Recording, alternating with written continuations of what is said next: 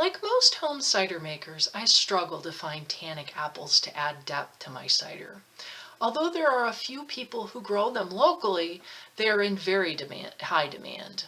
So I started eyeing the fruit of my California native habitat plants. I originally planted them for the birds, who love the fruit, but most humans would not find the fruit very tasty.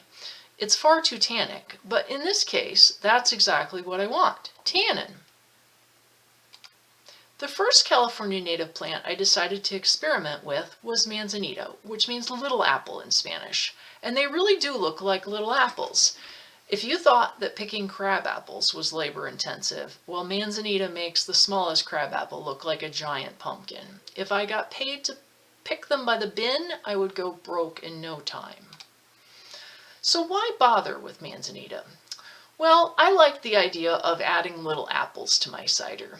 And I also was intrigued to read that various Native American tribes made unfermented juice from Manzanita. While I don't have any tannic cider apples in my yard, I have lots of Manzanita. I suspected the fruit would be a good source of tannins, but I'd never tried eating one of the berries before. Incidentally, I call them berries, but botanically they're considered a drupe, like other stone fruits. When I start talking about Manzanita drupes, however, people look at me like I'm insane, so we'll just call them berries. Have you ever tasted Manzanita fruit? Well, you are not missing much. To me, it tastes like sawdust, or what I imagine sawdust would taste like anyway, but it obviously has some astringent tannins. Even if you don't make cider out of it, Manzanita is a great habitat plant. In fact, the hooded orioles are my collaborators who let me know when the fruit is ripe.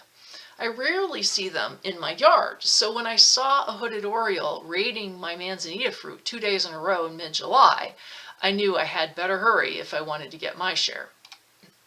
But I have to warn you before you rush out and start adding the fruit from some native plant to your cider. Please do your research first before you use any plant that you do not know to be edible. The Native American Ethnobotany database is a great place to start.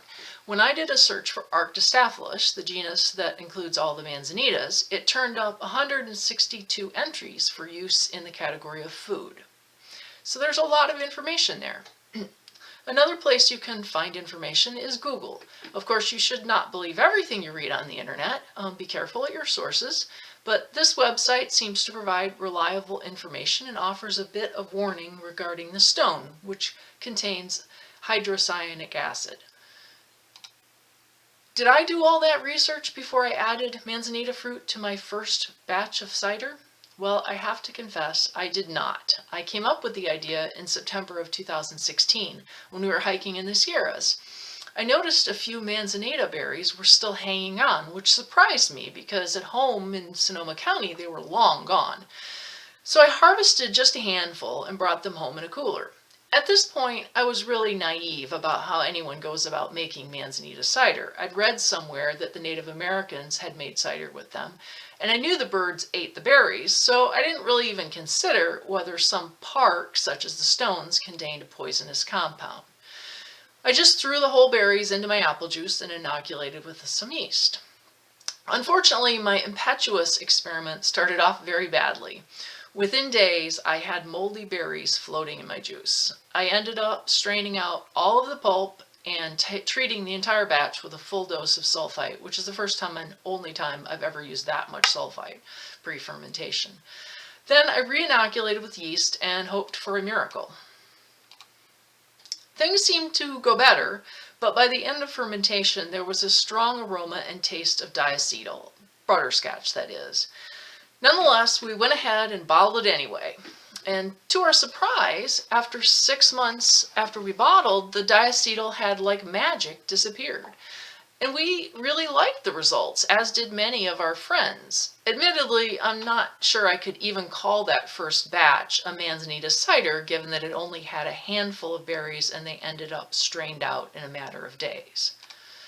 If you want to hear more about my later experiments with Manzanita cider, stay tuned for the next installment in this series. I will describe what I found to be the best process for preparing the Manzanita juice prior to fermentation. I will also tell you more about my Manzanita cider successes and failures in the 5 years since I made that first batch. In the meantime, good luck with your experiments. Let me know how they work out. You can find me on Instagram along with lots of other cider geeks. Remember, there are no failures, only learning opportunities.